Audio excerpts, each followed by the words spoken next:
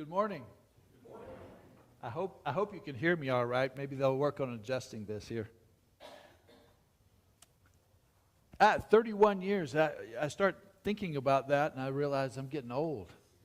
And I don't feel old, but when I talk to people nowadays, they say yes sir, no sir, and things like that, and I'm beginning to realize that's that way. And especially when you live in East Africa and they revere the aged, they show great honor to them, and a policeman will stop our car, and when he walks over and sees the white beard, his demeanor changes so much. And oh, thank you so much for visiting us. It's really wonderful. I just wanted to point out. Oh, you want to? I just wanted to point out something about Nathan and his baptizing. I appreciated the gusto in which you pushed down Stryker in the water. I saw water come over the edge here. And I thought, man, did you know something about him that he needed to be extra baptized? Or I am reminded when we first started over in Africa, I had a guy named Tony Kibinge, and he was enthusiastic. And we taught him how to baptize. And oh my goodness, he would take that person and push them down in. There'd be a wave of water go this way. And when we baptized in the stream would catch the legs and the feet would come up out of the water when he was baptizing. And I used to joke and say, now, Tony, don't baptize this way. You push them down and then say, I baptize you in the name of the Father, Son. Don't do that. Don't do it that way. You need to let them up. However, I want you to know, I've known some folks that probably could use the soaking down in the water a little longer than what we do with it. Oh, my. It's good to be with you today, and I'm so thankful for the way in which you guys are honoring all the veterans and those who have worked and served in our armed forces around the world and here in the United States, and I just think that's a wonderful thing. I never did do that myself. I was one of those people who just went straight into ministry, but I have always honored those folks who've spent some of their time in it. My father-in-law was in the Pacific during World War II and had one of his ships blown out from underneath him. He spent some time in the water, and boy, that was a scary time. So it was that way. And I'm going to say thank you. I want to, before I forget, I got a little wheel back there and some stuff. I brought some information about different countries, a people group that need to be prayed for. The packages have little candy from each of those different countries, and if you're interested afterwards, come by and we'll spin the wheel and see what kind of a piece that you get for it. And maybe a people group to pray for the next month or so, if you wouldn't mind. I'd like to do that. And it's interesting that you're talking about Memorial Day as far as the death of all those who have passed, the spiritual death here that's going on. I didn't time it this way, but it just seems as though that the Lord has helped me, because I wanted to talk about something that happened to me several years ago when I experienced probably one of the most humbling, life-changing events that I'll never forget. And the reason for it is because it exposed in myself some selfishness in the midst of trying to serve other people, of trying to be a good Christian leader. My own selfishness just became extremely evident to me.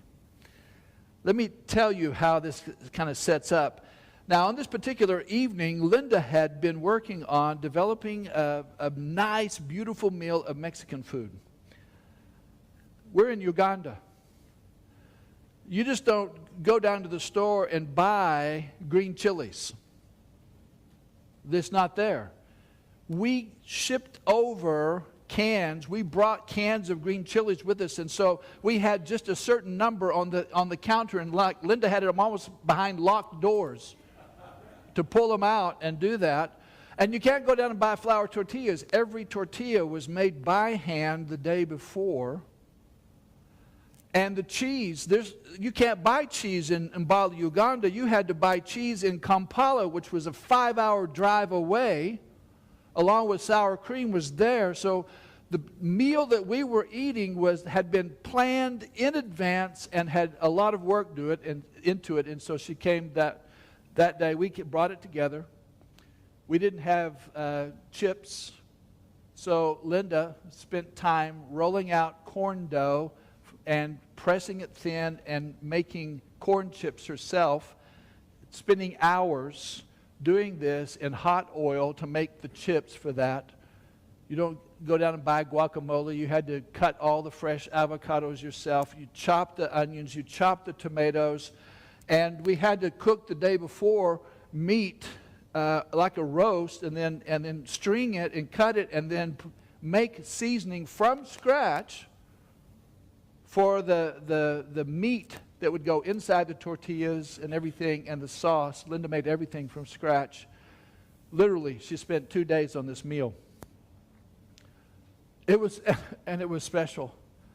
Oh my goodness. Can you imagine just the day or so watching her making all of this stuff and sneaking around and grabbing a chip when she wasn't watching? Can you imagine how much we anticipated sitting down to that meal? And then that afternoon, as the smells of the enchiladas were being made and everything, the rice and stuff that she was making, oh my goodness. It was one of those moments when you realize I'm very far away from America. And it was a touch of home.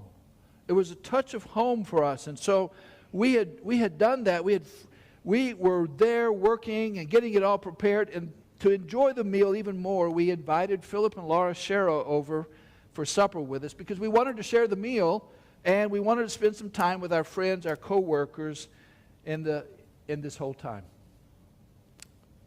I don't know if you have been around, we lived only 1 degree north of the equator, and so days are basically the same amount of time year-round. So somewhere around 6:30, it got dark. All year long, it got dark around that time, and about the same time in the morning, you would see the sun. So it had gotten dark. We sat down. I watched anxiously, helped put the plates on the table. The evening meal came, and we were putting all of the stuff out. The smell just was there. I was literally standing around like this, waiting to sit down and enjoy that meal. We gathered around. We prayed. We started passing out some dishes and moving around, and there was a lot of loud laughter as we dished out the rice and the beans that Linda had made. Linda made refried beans. I mean, you pressure cooked them, and then mashed them, and then fried them.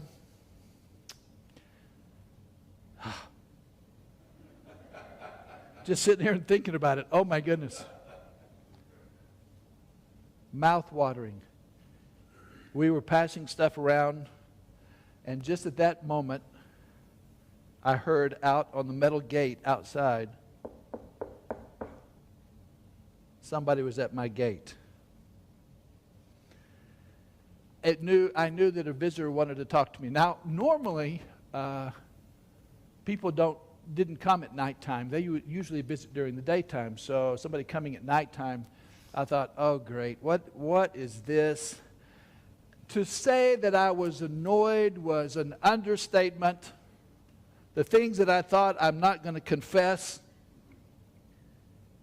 I got up slowly, walking to the gate, determined to figure out the fastest way to get rid of this person, these intruders who were interrupting my special meal.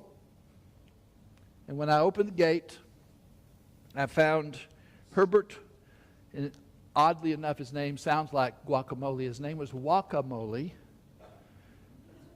Herbert Guacamole and his wife were standing there with shocked faces on their expressions. Herbert explained to me in short, kind of stuttering sentences that they had traveled in from his hometown of Tomabuta into Mbale, Uganda earlier in the day because his child was just seriously ill. They had spent the day seeking treatment, and now at 7 p.m., he was asking me to help him get home. He stood there holding his baby in his arms while his wife just looked down, just really sad. I asked him, how much money do you need for public transport to take a taxi back into Tomabuta, just about 15 miles away?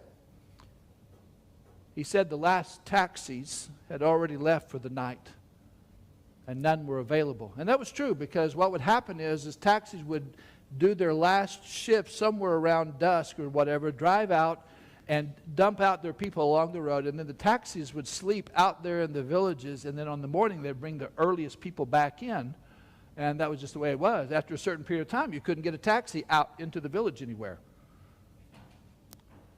Okay, so I was frustrated with that. I was frustrated because that meant that any other answer might be more expensive for me. And I said, well, how much would it cost for me to help you with a private hire vehicle? Surely there's some in town. I can help you with one of those, and they can take you out.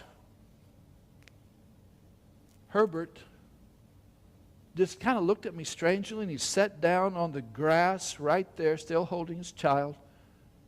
And he said to me, no private hire would agree to take them.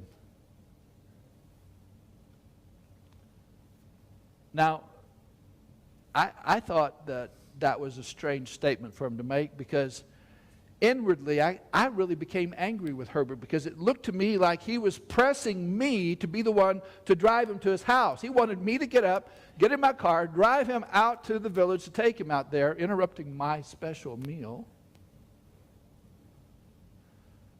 I thought it was extremely bold of him to be saying that, and I thought it was really odd that he was just so confident that a private hire wouldn't do it. And so I argued with him a little bit. Surely there's somebody who'd be willing to take you out there for the right price. I even offered to call a private hire myself and say, I will call them and talk to them. And he said flatly, was like, no, I'm not going to do it. I can't. They won't do it. They won't do it. Well,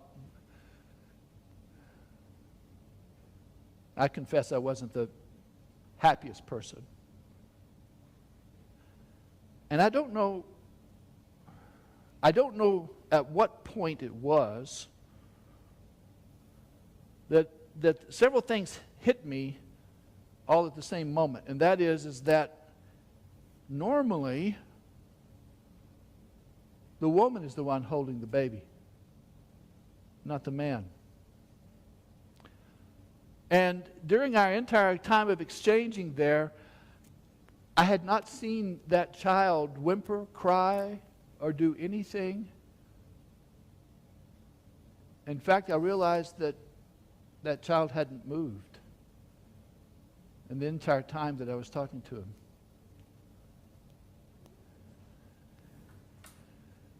I think it was probably then that I realized why Herbert was so confident that no taxi was going to take him, because no taxi is going to carry a dead baby in their taxi.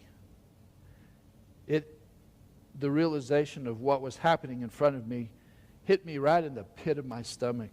And he had brought their baby in for treatment that day, and that child had died just probably within the hour. And he reached out to me to come and help.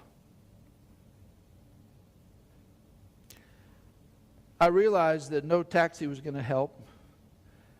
Most taxis and everything, they kind of fear spirits. You know, a dead person, they fear that dead person's spirit will follow them, and so they don't like taking bodies or carrying bodies out to the village. And Herbert was right. There was no transportation that was going to do it. And they knew that as a Christian, I didn't fear that kind of thing. And so I stopped arguing. I stopped suddenly and realized, oh my goodness. Well, I was ashamed of my insensitivity.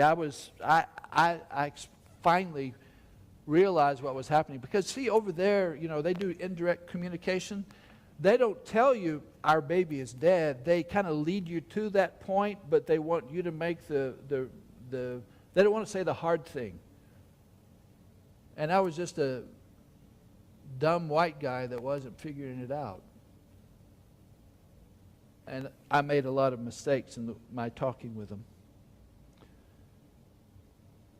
Well, I told him, sit there for a minute. I'll go in. I'll be right back. So I went inside the house, and my family and my guests had already started to eat. But Linda could look up, and she could tell that there was something wrong. And I explained to her Herbert's situation. I said, I needed to skip the meal, and I needed to drive to Herbert's village. I asked Philip, could you go with me? He had just been sick and has just gotten over that a little bit, but I asked him if I could use his truck to transport him, and he said yes. And so he left quickly, went back to the house to get his truck, and James Lucchivia, another co-worker of mine who was living on the same compound as us, I went over and knocked on his door and asked him if he'd be willing to come with me.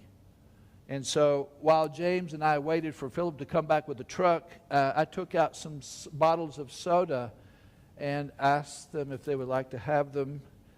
And they said that they had, I knew they hadn't probably eaten for hours. They claimed that they didn't really have an appetite, but they seemed grateful for the drinks. And they drank them there while Philip brought the car back. Well, he came back. He wasn't feeling well, so he asked me to drive. So I got in, and Philip and I got up in the front, and we drove, and James got in the back seat with Herbert still holding the baby, the wife not holding the baby. They got in the back seat. It was a double cab, and we drove out to the village. We talked a little bit while we were driving out, and it was difficult to know. It's difficult to know how to comfort a family who had lost their only child after they had been barren for several years.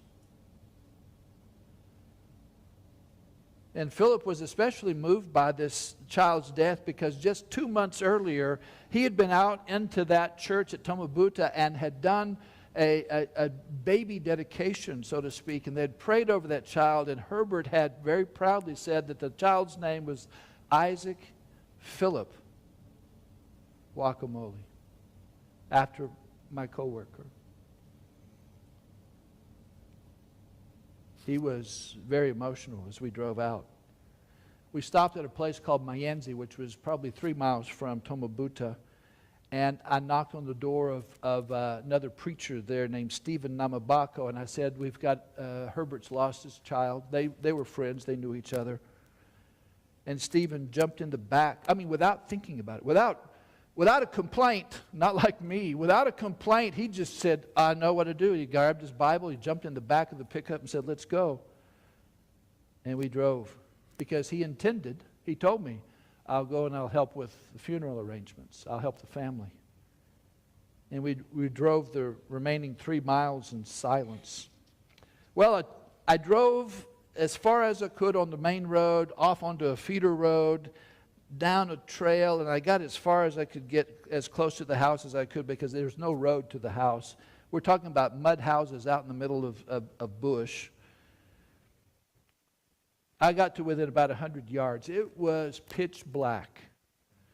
And as we started walking down, well, I say that, I stopped the car, and I need to say this. For the whole time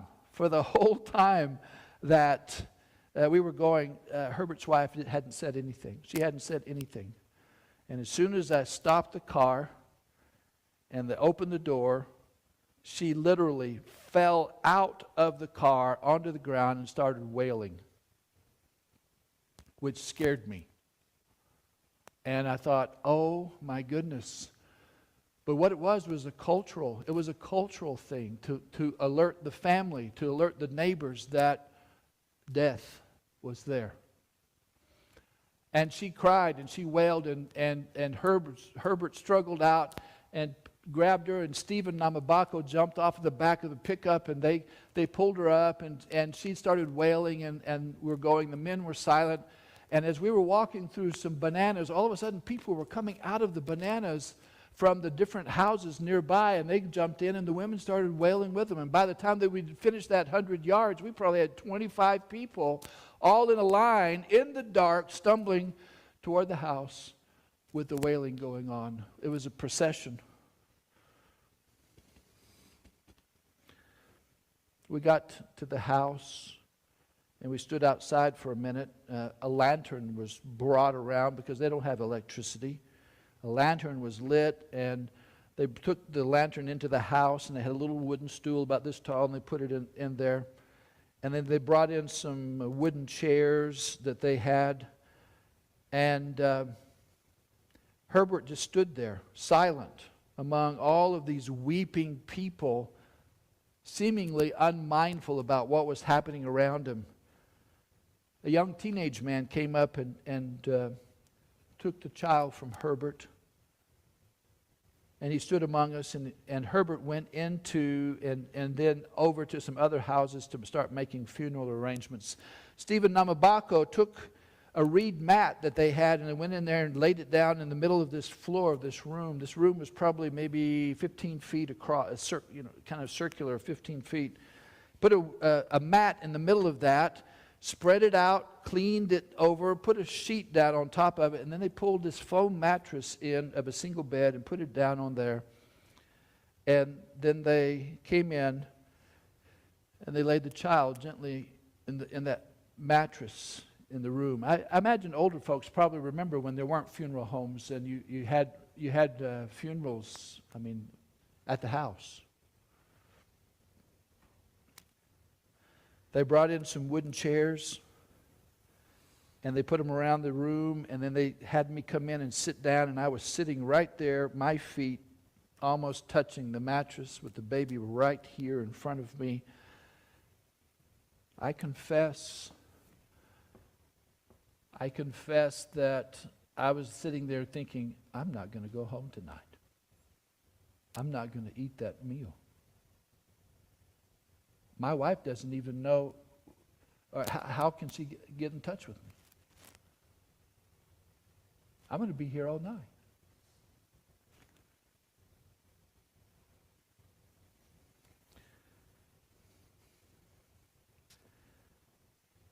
There were certain people that were in all of the chairs, probably 10, 12 people of us were sitting in there in chairs around this mattress.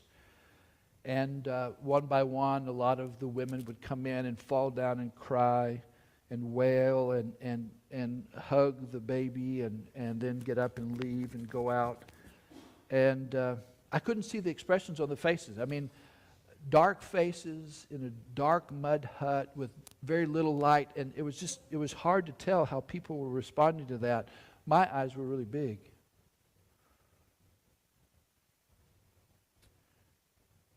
Herbert's mother, the grandmother of the baby, came into the room and took the lantern, picked it up off that, and got down on her knees and leaned over to look at the child in the face. And she reached out with these old, wrinkled, tough leather hands. And she stroked the child with caresses. She picked up the child's little hands and massaged the hands. And then she went down and she massaged the feet. She rested her hand on the child's chest for a moment, probably willing that breath would come back into that child. And then she knelt down closer, leaned the baby's face toward her and the light. She looked deeply into his face, examined it closely. With her hands, she closed the eyes, pushed the little baby's mouth closed, and with a gentle and experienced touch, she laid her head down on him and wept. All of this happening at my feet.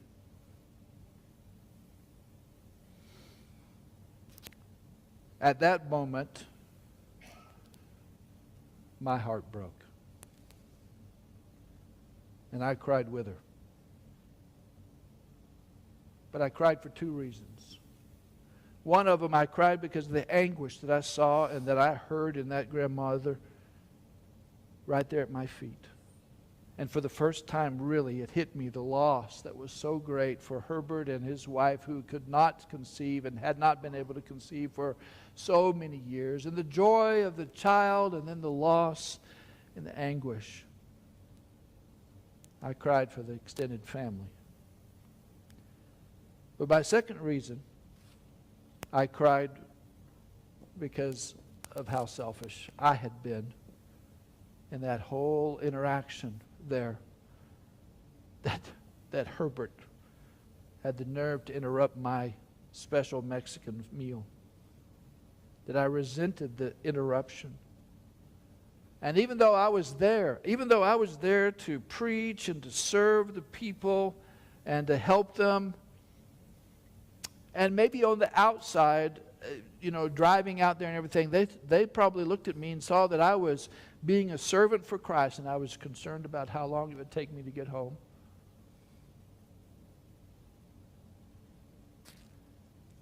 I realized that I had acted so shamefully, so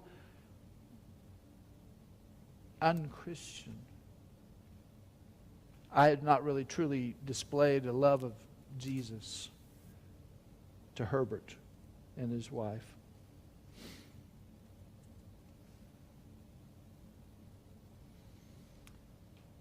The grandma got up in a minute or two, and she took part of her dress and she wiped her nose and her face, and then she bent back down again for a moment to look at the child, put the lamp back on the thing, and before she left the room, she looked at me specifically and she said, "Thank you for helping us." In a very calm and loving voice, thank you for your help. I thought that I would be there forever, but I mean, normally they have overnight vigils for this, and it was customary for family members and neighbors and everybody to come and stay up all night, and they normally buried children the next day. I didn't know of a culturally appropriate way to leave. I didn't know that there was any way to do that. I just thought, I'm here. But somewhere around 10 p.m., the family looked at me and said, we think you need to go home and get some rest. And we'd love to see you tomorrow for the funeral.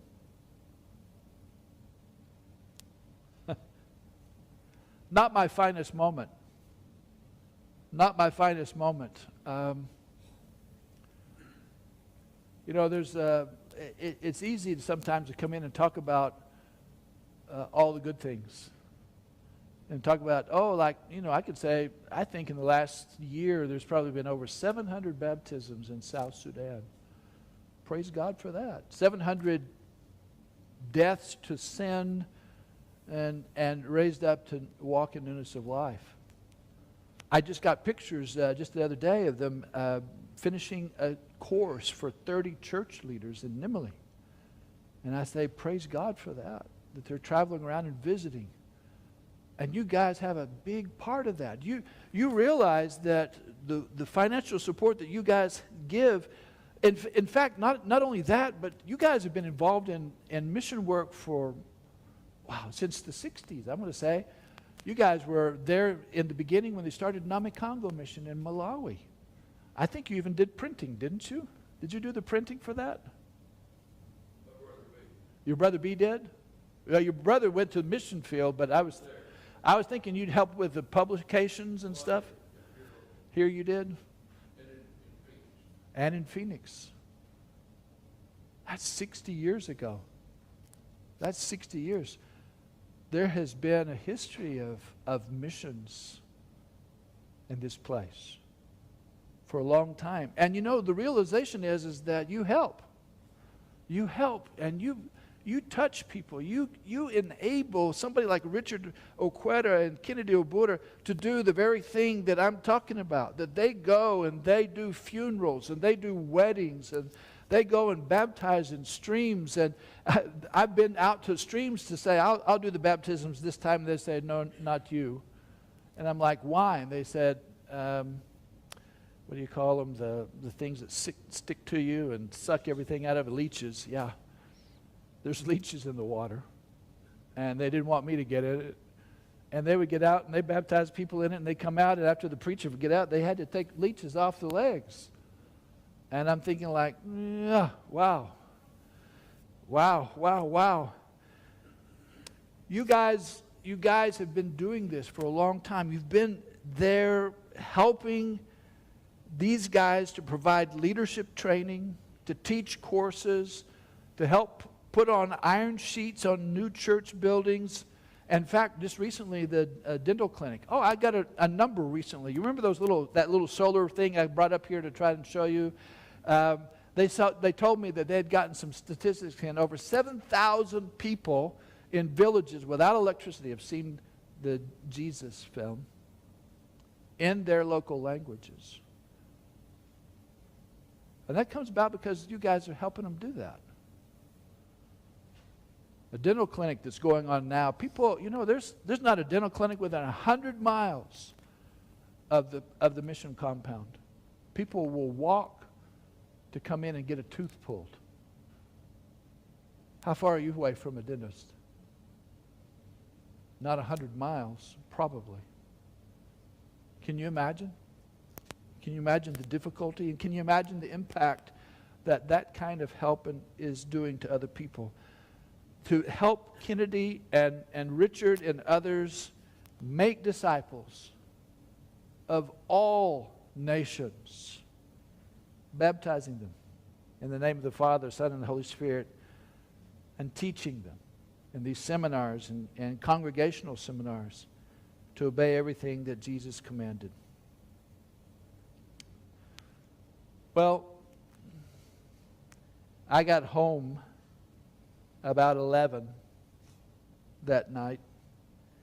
My visitors had already departed. The meal had been moved off of the table. The leftovers were placed in the refrigerator. Linda asked me if I would like to eat something. I told her I didn't feel like eating. Herbert's loss struck me deeply. And my inward selfish heart and my outward benevolent activities convicted me of hypocrisy. Yet through the whole ordeal, I gained, I think, a valuable lesson on service and friendship. I also watched one of the most touching examples of a family wrestling with unexpected death on life's journey. Even in loss, Herbert's family expressed patience and hospitality, a genuine appreciation for everybody who came in to mourn with them. It was a powerful example of community support. And I doubt if I will forget a grieving grandmother. So here's where I think I can include all of us in this morning's lesson. We need to be on guard against our selfishness. Because if we're not careful, we're going to walk through life taking care of self and feeding self and being totally unaware of the person next to us who is hurting and grieving and needing help or encouragement, and not even be aware of them because we're so attentive on our own situation, our own needs, our own desires, our own wants, instead of the desperate person who's ready for some guidance.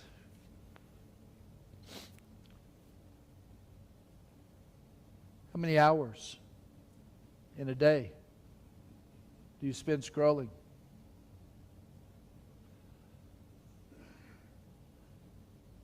I think the average is several hours a day for young people. And I'm a news junkie, and I spend more time on it than I should.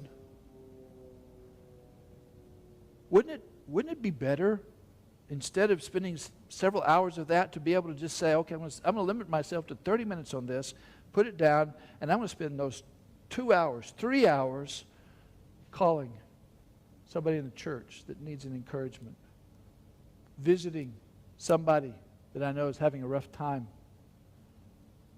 going and taking a meal to somebody who's a shut-in and can't go anywhere. Just being a friend. Taking somebody to the hospital. I've got a fellow right now, his name is Lon Miller. I don't know if you remember Gertrude Miller from Quaker Avenue, but Lon lost the love of his life, and that was his wife's, a couple of years ago, and he's become a hermit. He almost never comes out of his house. And I try to call him and say, hey, let's go out and eat lunch together or whatever. He's getting to the point where he's afraid to drive, but he won't admit it, but he's afraid to drive. And so I talked to him for about 45 minutes 2 days ago, and I said, Lon, let me come over. I will pick you up. Let's go out to eat. And, oh, you don't need to do that. Oh, you don't need to. Yeah, I want to do that. Why do you want to talk to an old geezer? I like old crudgy, guys. I want to spend some time with you. And he kind of reluctantly agrees, and then kind of mentions the fact that he hadn't had a haircut in like 3 months. And I said, you know what? I bet I can make an arrangement to get you to a barber. Then we can go and eat after that. How you doing on groceries? He said, don't have anything in the refrigerator. Well, we can take care of that too. And you know what? So what if I miss 3 hours of scrolling on my phone? I think that's a better use of it than that. I've gotten to where now I carry with me cards in my billfold of going out to, like for work. There's some of them back there. I carry them with me, and we'll go out to eat, and I'll sit down. I will strike up a conversation with that person who's taking care of us. I'll say, where are you from? Your accent doesn't sound like West Texas. No, laugh. No, I'm from Oklahoma. Oh, well, sorry to hear that, I say, and I'll make them laugh, and we'll talk a little bit, and I'll say, why are you here? School? Yeah. What do you want to do? And they'll say, I want to get a degree in business. And I'll say something like, have you ever thought about using that business degree in a missional context?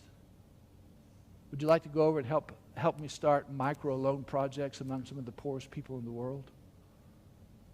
And they'll be shocked. They're not expecting that. And I'll just say, give me a call. Think about it. Because honestly, it was one time, one guy sat me down at a meal and said, have you ever thought about preaching? And I'd never thought about preaching. And it changed the trajectory of my life. So I find it my job nowadays is to go in and talk to people and say, have you thought about? Have you thought about? Are you interested in? Have you thought about doing something on behalf of other people? Don't think small. Think big. Our God's great. He can do great things for us. I go into the bank, and you may say, yeah, because you're afraid of the ATM. That's not true. I know how to use an ATM. I know how to go do a drive-through. We used to do that a long time ago. I go in, and I talk to a teller, and they're usually shocked. I'm going in there, and I'm saying, hi, how are you doing? My job is to make them laugh. If at all possible, make them laugh and tell them that, I hope your day is going well. And we'll get to talking and visiting. You know what? I can walk into the bank now, and the manager will say, uh-oh, here's trouble. They know what I do. And I keep asking them, we need to go out and make disciples. We need to go out and find those who are hurting and help. We need to step in for the ones who are comforted. Do you remember the passage? You know this passage, right? The passage that says, when did we see you as a stranger and invite you in? When did you need clothes and we clothe you? When were you sick or in prison and we go to visit you? And the king will reply, truly I tell you, whatever you did for the one of the least of these, of my brothers and sisters of mine, you did it for me.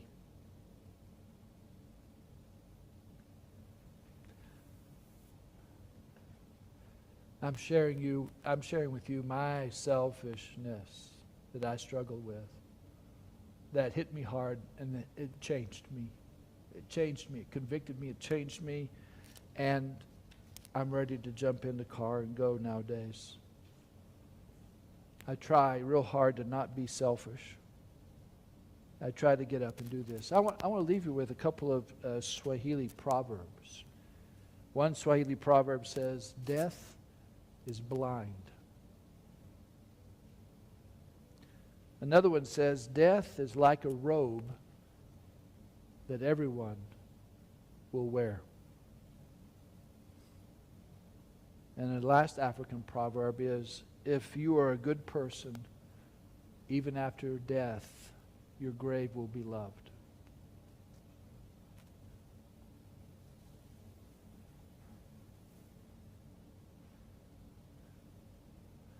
Put the phone down. Stop rushing. Look the cashier in the eyes. Say their name. Ask them a question. That person that you meet at the restaurant who waits on you, find out what their name is and what they're doing. Take time for other people. Don't spend it all on yourself. And you know what? You'll be a better person. And you know what? I think you're going to find out that that is much more rewarding. I'll tell you what other things I do. I go into restaurants, Raising Cane's or Taco Villa or something like that, and they say, "Are you eating here?" Yes. Okay. Name? They ask for a name, and I tell them, Spider-Man. I do, and they look at me and I said, "Yep, Spider-Man." What I do? And as they're typing in, it says, "I'll just wait over here on the wall while you get that." Why do I do that? Because I get to laugh. Because they remember. And I tell you now, I can go into those places today, and those people behind the counter, if they've waited on me before, they'll say, Spider-Man. I even had one of them, what is his name? One of them, I made the joke and said, shh, don't say that too loud. And they said, okay, no problem. And when I got ready for my chicken, they said, Peter Parker, your chicken is ready. I thought, now that guy's really working hard there for me. I have a table in the back, and if you haven't come by, look at it. There's some different countries, some facts, some candy from those different places. Spin and try something for that. And I want to tell you also, I got a book. I wrote it, 448 pages, and a labor of love. It tells some successes and some mistakes. But if you read, you'll learn something about the people in East Africa and about our mission work by extension. And you're welcome for that too, if you're interested. Thank you. And I want to say thank you for partnering with us in missions. It's going great. Lord willing, the first week of July, I will be seeing Richard Okweta and Kennedy Obura. They're going to be coming down and meeting me in Kenya, and we're going to be talking about their plans for the rest of the year. And I'll be getting information, pictures, and stuff like that. And I hope to be able to encourage them, sit down and eat with them. So I think I want to stop right there, and I hope you've been convicted. I hope you will be making a decision to change something, to talk to people, engage people, spend less time on self, a little more time on others. And that is a Christian community. That's a Christian community.